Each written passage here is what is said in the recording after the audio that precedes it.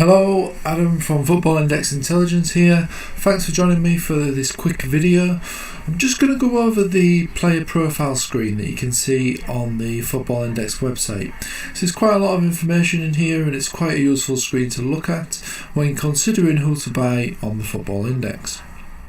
So let's get stuck into it. And here we are, we've got Neymar here. Neymar profile already loaded up. So just going to go over the things that we can see on here basically. So obviously we can see a picture of the player, the name, current sell price and the current buy price. There's also binoculars here to add them to your watch list if you wanted to track them or just have them as a short list for a player that you might want to buy. You've also got the 24-hour change on here, so he's gone up 42p over the last 24 hours. Which is percentage wise is 4.4%. You've also got the 7-day change as well, so it's gone up £1.09 per share, which is 12.2.7%. Again, that's over the last 7 days. The other information you've got on here is the player's current club, their position, according to Opta, because that's where the data is provided for Football Index. So to be aware of on positions though, they can change on Football Index based on what Opta see the player as. So you get quite a lot of attacking wing backs or defenders get changed to midfielders and vice versa. You've also got the player's nationality here, player's age, place of birth, height, weight and the current shirt number. Now another thing that's on here is of course the current media articles for that player. You can actually scroll back, look at how many media articles they've got, and it also tells you what points are attributed to that media article. Now one of the most important things on this page is the player price graph, which we see here, these squiggly lines. Okay, so we'll just talk about this briefly. At the minute it's set to 3 months, but you can set it to over the past 1 month, past 7 days, past 24, past 6 months or the past year. So across here we've got the date, as you can see, date and the price the player was on that date, and you've also got the price all across going up this side as well. So this blue line here, which is going along here, a straight line, that's obviously the current price. So you can compare that to the dips and the peaks and troughs on this graph. So as you can see, this peak, this dip here was quite way off his current price, and this was his peak price. So if we just go over the graph a little bit, now if we just go to here, look, so on the 16th of July, Neymar's price was £9.29 per share.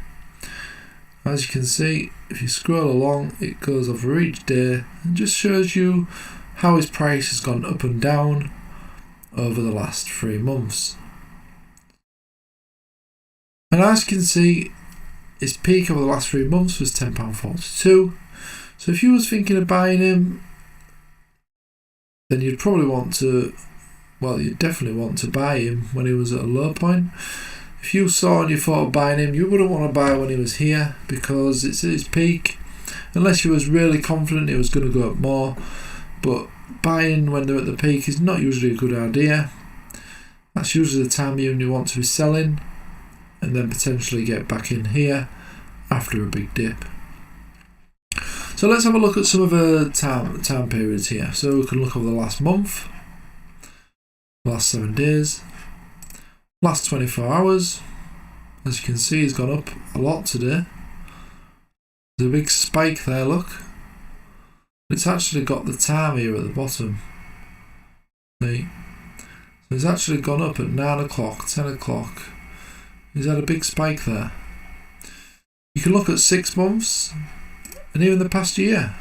Just see if you can see any patterns in these graphs. See if there's any periods of the year where he dips or any periods in the year where he increases.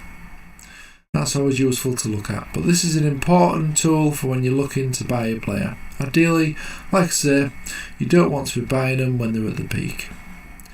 So let's have a look at this tab here. So this is the stats tab. So on here you've got loads of information for anybody who likes stats and that sort of thing. You've got the stats here showing per game. So it shows you the goals per game in the green, shots, goals, assists, winning goal, that sort of thing. Now the red one is the sort of the best score that the best player has got for that attribute. So there's someone on the index who've got 8 shots on average per game. I'm guessing that's probably Ronaldo or Messi or someone like that.